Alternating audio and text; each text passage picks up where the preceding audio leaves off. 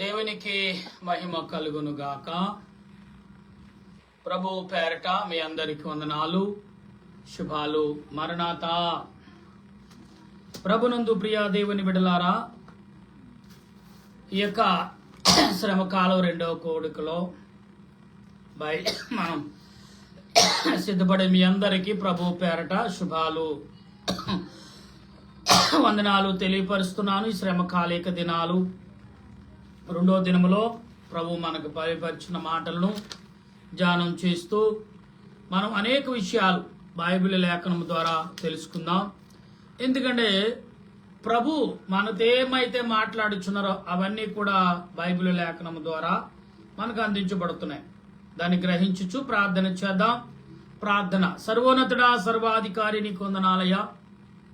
ఇంతవరకు నీ వాక్యము చేత మమ్మల్ని బలపరిచి నడిపించిన మా ప్రభా నీ స్తోత్రాలు. నీ వాక్యములో మమ్మల్ని బలపరిచి నడిపించి నీ ఆత్మ ద్వారా మమ్మల్ని సిద్ధపరిచిన మా ప్రభా నీ స్తోత్రాలు. సమయంలో నాయన మా ప్రియులు నీ బిడలతో మాట్లాడే కృపను, స్తుతించే కృపను వారితో కలిపి నేను, నాతో కలిపి వారు ప్రార్థించే నడిపింపు మాకు దయచేసిన క్రీస్తు నామమున అడిగి ప్రార్థన చేయుచున్నాను మా పరమ తండ్రి, ఆమేన్. మన తండ్రి అయిన దేవుని సహాయము సదా మనకు తోడుగా ఉండి ముందుకు నడిపించును గాక, ఆమేన్. ప్రియులారా, ఈ రెండో యొక్క శ్రమకాల యొక్క గురువారం, ఈ యొక్క శ్రమ యొక్క గుడారంలో చేరిన మీ అందరికీ శుభాలు, వందనాలు తెలియపరుస్తున్నాను. ప్రియులారా, భక్తులు అనేక రీతిలుగా మనకు బయలుపరుస్తూనే ఉన్నారు. దాని యొక్క భావాలను తెలుసుకుంటున్నాం. అయితే భక్తుడైన యోహాను గారు మన కొత్త నిబంధన గ్రంథములో యోహాను సువార్త 3వ అధ్యాయంలో మనము గమనించినప్పుడు, ఈ యొక్క 3వ అధ్యాయంలో 41 నుండి 45 వచనాలు మనం చదువుతున్నప్పుడు ఇక్కడ మనం గమనించాలి ప్రియులరా, దేవుడు ఎందుకు ఈ మాటలు మనకు అనుగ్రహిస్తున్నాడు మనం గమనించినప్పుడు మనం ఆలోచన కలిగి ఉండాలి. ప్రియులరా, దేవుడు సాక్ష్యం ఇచ్చుచున్నాడు. ఇక్కడ ఈ సాక్ష్యం ఎటువంటిదంటే మనం గమనించాలి.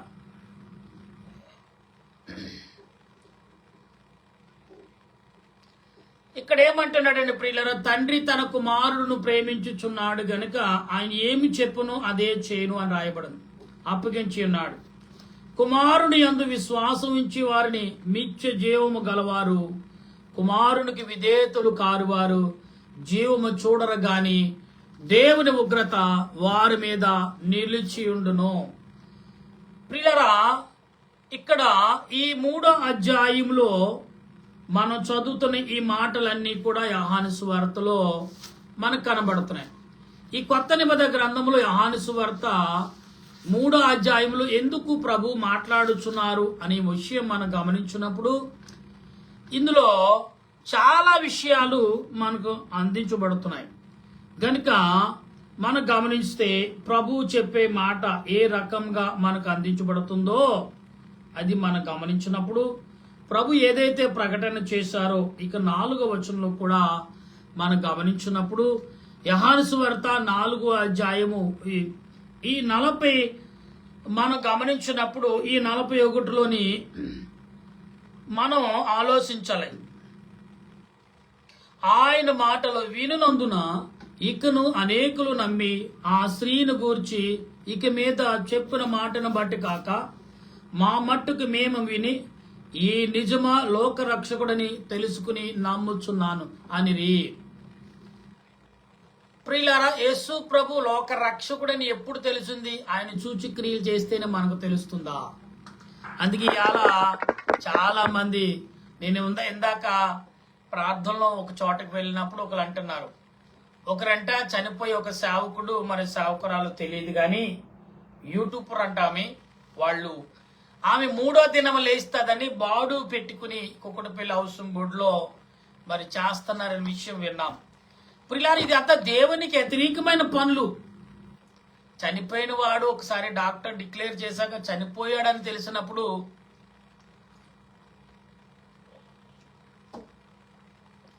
ఆ మనిషి మరలా తిరిగి రావటం చాలా కష్టదినం. అయితే ఇక్కడ అంటున్నాడు ప్రభు, ఏమంటున్నాడంటే ఆయన అక్కడ నుండి బయలుదేరి గలిలయకు వెళ్ళెను. ఎందుకనగా ప్రవక్త స్వదేశమును ఘనత పొందుడని యేసు సాక్ష్యం. అంటే ఆయన సృష్టించిన సృష్టిలో ఆయన ఘనతను పొందడు అనే విలువ యొక్క క్రియలను ఆయన ఆశించడు అనే విషయాన్ని మనం ఎరిగిన వారమై ఉండాలి. నా ప్రియమైన దేవుని బిడ్డలారా, ఈ సాయంకాల సమయంలో మీరు ఏదైతే నమ్ముతున్నారో, ఏదైతే వింటున్నారో అవన్నీ కూడా ఆత్మ సంబంధమైన నడిపింపులు. ఇక్కడేమంటున్నారు, ఆ పండుగకు వెళ్ళువారు గనుక యెరూషలేమును పండుగ సమయం ఆయన చేసిన కార్యములన్నీ వారు చూచున్నందున ఆయన గలిలయకు వచ్చినప్పుడు వారు ఆయన చేర్చుకుని. ప్రియులరా, యేసు ప్రభు నీళ్లు ద్రాక్షారసంగా చేయటం చూశారు, గలిలయకి వెళ్ళి సూచక్రియలు చేయటం చూశారు. కానీ ఇక్కడ మాత్రం యేసు ప్రభుని అంగీకరించిన వారిగా మనం కనబడుతుంటారు. ఎందుకు అంటే ఇక్కడ మనం ఒకసారి పాత నిబంధన గ్రంథంలో సంఖ్యాకాండంలో కూడా మనం చదువుతున్నప్పుడు ఈ సంఖ్యాకాండంలో 21వ అధ్యాయంలో మనం చదివితే ఈ 4వ వచనంలో ప్రభు చలవిచ్చిన ఈ మాటల్ని మనం గమనించినప్పుడు ప్రియులరా గమనించండి. ఆ కానాన్ని అప్పగింపగా ఇశ్రాయేలీయులు వారిని వారి పట్టణములను నిర్మూలము చేసి అందువలన ఆ చోటికి ఓర్మా అనే పేరు పెట్టబడిను. వారు ఏదోము దేశము నుండి చుట్టిపోవాలనని కూరు కొండ నుండి ఎర్ర సముద్ర మార్గమున సాగినప్పుడు మార్గాసాయసము చేత జనులు ప్రాణములు సొమ్మసిలును. కాగా ప్రజలను దేవునికి మోసేకును విరోధముగా మాట్లాడి ఈ అరణ్యములో చచ్చుటకు ఐగుప్తుల నుండి నీవు మమ్మల్ని ఎందుకు రప్పించితివి? ఇక్కడ ఆహారము లేదు, నీళ్లు లేవు, చలిచారము లేని ఈ అన్నం మాకు అసహ్యమైనదని అందుకు యెహోవా అందుకు ప్రజలు తాపకరమైన సర్పములను పంపెను. అవి ప్రజలను తరవగా ఇశ్రాయేలీయులందరూ అనేకులు చనిపోయిరి. కాబట్టి ప్రియులరా, ఇక్కడ మనం ఎప్పుడైతే దేవుని మీద తిరుగుబాటు మనం చేయగలుగుతున్నామో అప్పుడే మనం మన క్రియలు మన ఆలోచనలు కూడా అంతంలోకి వచ్చినట్లు లెక్కేసుకోవాలి. మన మూర్ఖత్వం అన్నం పెట్టే మరి చదువు చెప్పే గురువుని కానీ పని చెప్పే యజమానుడు కానీ అన్నం పెట్టిన అమ్మను కానీ పోషించే తండ్రి కానీ ఎప్పుడైతే ఎవరైతే చందనాడుకుంటున్నారో వారి జీవితాలు చాలా దారుణంగా ఉంటాయండి. ఎంత దారుణం అంటే ఊహలకు కూడా అంత దారుణంగా ఉండదు. ఇక్కడ ఇశ్రాయేలు ప్రజలు దేవుని ఎడల అలాగ నడుచుకున్నారనేది లేఖనం స్పష్టంగా చెప్తుంది. లేఖనాన్ని గమనించచ్చు, లేఖనము ఎడల మరి ముందు చూపు కలిగిన ఓ క్రైస్తవ సంఘమా, ఓ విశ్వాసులారా, ఓ దేవుని సంఘమా, సంఘ బిడ్డలారా, ఈ ఉదయ కాలం నుండి ఇప్పటి వరకు అనేకమైన రీతిలుగా మనం నడిచుండొచ్చు, అనేకమైన ఉద్దేశాలతో మనం ముందుకు సాగుండొచ్చు, అనేకమైన కానీ దేవుడు నీ ఎడల నా ఎడల ఎంత గురు కలిగి ఉన్నాడో, ఎంత ఆలోచన కలిగి ఉన్నాడో అన్న ఆలోచన నువ్వు కలిగి ఉంటే దేవుడు నీ పట్ల ఆత్మ సంబంధుడిగా ఉన్నాడని నువ్వు గ్రహించగలిగి ఉండాలి. అందుకే ఈ మండల కాలం 2వ దినం ఈ గురువారం సాయంకాల పూట ప్రభు నీతో మాట్లాడుతున్నాడనే విషయం మర్చిపోతున్నావేమో. జాగ్రత్త, నీతోటే మాట్లాడుతున్నాడు కుమారుడా, కుమార్తె. మన బ్రతుకులు మన ప్రయాణములు ఎటువంటివో ఆలోచన కలిగి ఉండాలి. గురించి మేము యెహోవాకును నీకును విరోధముగా మాట్లాడి పాపము చేసితిమి. యెహోవా మధ్య నుండి ఈ సర్పములను తొలగించున్నట్లుగా ఆయనను వేడుకొనమని మోసే ప్రజల కొరకు ప్రార్థన చేయగా యెహోవా నీవు తాపకరమైన సర్పము వంటి ప్రతిమను చేయించి స్తంభము మీద పెట్టుము, అప్పుడు కర్రబడిన ప్రతివాడును దాని వైపు చూచి బ్రతుకునని మోసే సెలవిచ్చును. ప్రియులారా, ఎప్పుడైతే దేవుడు మన పట్ల కనికరం చూపిస్తున్నాడంటే నీలో అమాయకం చూడాలి, నీలో చేతకనం చూడాలి, నీలో అపనమ్మిక నువ్వు కలిగి ఉన్నావు, నీకేమీ తెలియదు అని భావించిన నాడే దేవుడు నీ పట్ల ప్రేమ చూపుతాడు. అందుకనే దేవుడు ప్రేమించేవాడు. నేను చాలాసార్లు చెప్తాను, మీకు మరలి చెప్తున్నాను. దేవుడు ప్రేమించేవాడు, మాట్లాడేవాడు, వినేవాడు, సమాధానం ఇచ్చేవాడు. బైబిల్ లేఖనము ద్వారా మనం ఏం చేస్తున్నామో, లేఖనం మనకేమి బోధిస్తుందో, భక్తులు ఏమి బోధించారు, భక్తులు చేతకాని వారా, ఇశ్రాయేలు ప్రజలు ఏమైనా చేతకాని వారా, ఐగుప్తు ప్రజలు ఏమైనా చేతకాని వారా, దేవుడు ఏమైనా ఏమీ లేనివాడా, చేతులు కట్టుకుని చేతకాని వాడిగా నువ్వు అన్నాదాలా వింటాడా? జాగ్రత్త. వింటున్నాడు కాదని నీ ఇష్టమైన రీతిలో నువ్వు మాట్లాడితే ఆయన వినేవాడు కాదని విషయం మాత్రం నువ్వు తెలుసుకోవాలి కుమార్తె. ఈ సాయంకాల సమయంలో దేవుని వాక్యము నువ్వు ఏదైతే వింటున్నావో, ఏదైతే గ్రహిస్తున్నావో, ఏదైతే తలస్తున్నావో, ఏదైతే గమనిస్తున్నావో, నీ గమనికలు, నీ ఆలోచనలు మనం గ్రహించేవారిగా ఉండాలనేది ప్రభు ఉద్దేశం. ఈ సాయంకాల సమయంలో ప్రభు నీతో నాతో మాట్లాడుతున్నాడు అనే భావం నువ్వు కలిగి ఉంటే, ఏ తలంపులు కలిగి మనం ప్రార్థిస్తున్నాం, ఏ ఉద్దేశం కలిగి మనం ప్రార్థిస్తున్నాం, ఏ ఆలోచనతో మనం ముందుకు నడుస్తున్నాం, ఇదైనా మనం తెలుసుకున్నామా? ఈ లోకంలో తెలుసుకోవాలనేది ప్రభు ఉద్దేశం. ప్రభు మాట్లాడుతున్న మాటలని మనం ఆలోచనలో తీసుకోవాలి. ఇక్కడ అంటున్నాడు ఏమని, మిమ్మల్ని బట్టి మోసే ఒక చేయించి స్తంభం మీద దానిని పెట్టెను. అప్పుడు సర్పపు కాటు తినిన ప్రతివాడును ఆ ఇత్తడి సర్పమును నిదానించి చూచును బ్రతికెను. తర్వాత ఇశ్రాయేలులు సాగి ఓబోతుకు వెళ్ళిరి.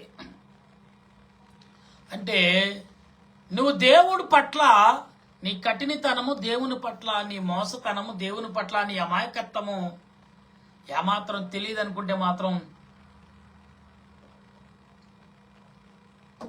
మన పప్పులో కావలసినట్టే.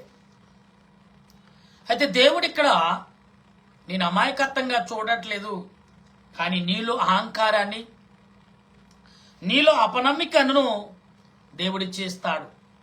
ఇక్కడ వారి దినాల్లో 2023 సంవత్సరంలో ఈ 2వ నెలలో కాలం ఎంత వేగంగా జరుగుతుంది, ఈ మండల కాలం ఎలా అంత వేగంగా వస్తుంది.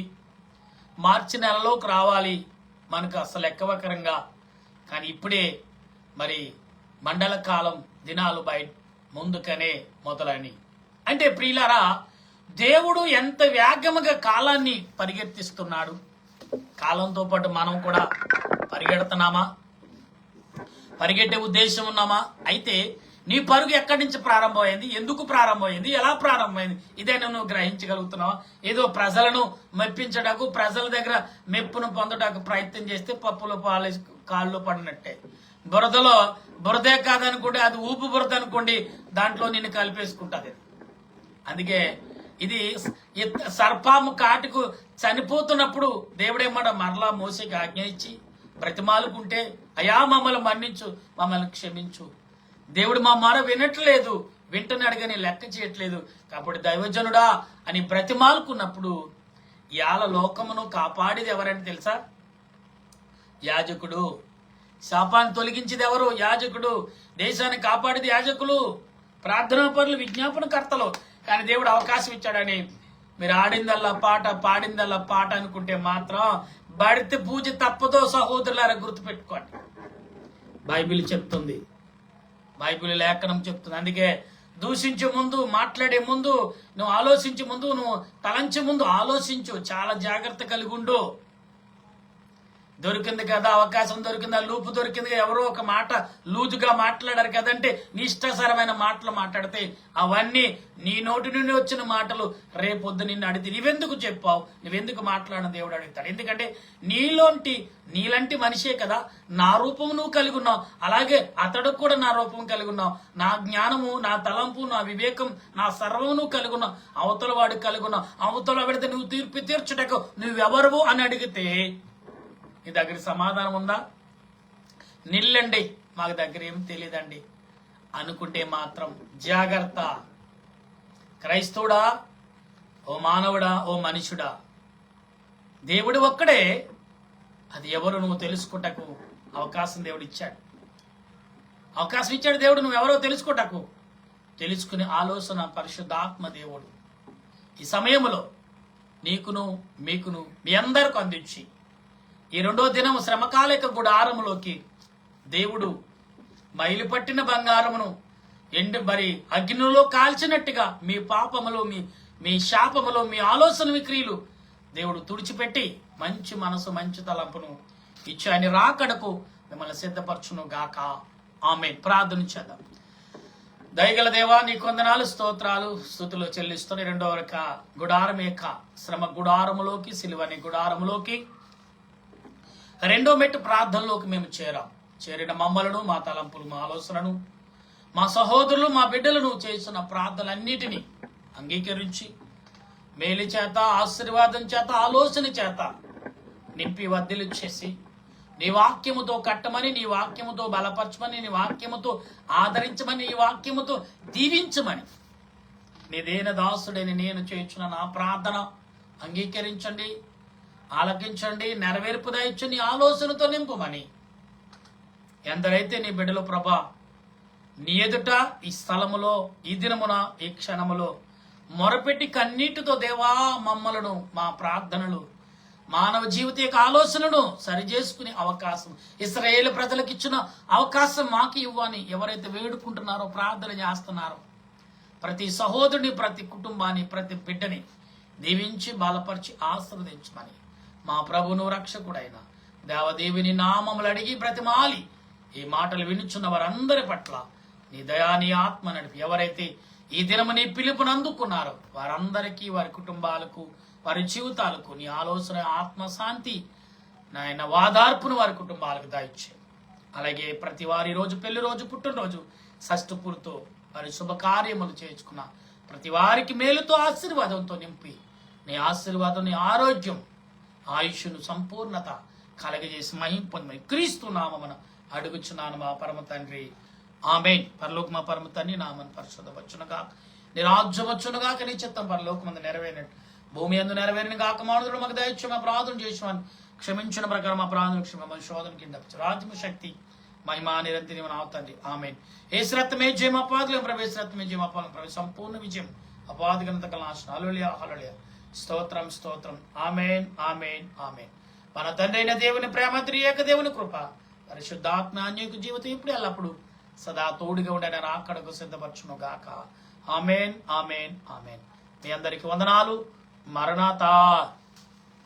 ఈ 2వ దిన యొక్క మండల కాలిక శుభాలు మీకు, మీ కుటుంబాలకు, మీ ప్రార్థనలకు దేవుడు ఆలకించి నెరవేర్పు దయచేసి సంతోషం, సమాధానమును మీకు దయచేను గాక. ఆమేన్. మీ అందరికీ మరణాత.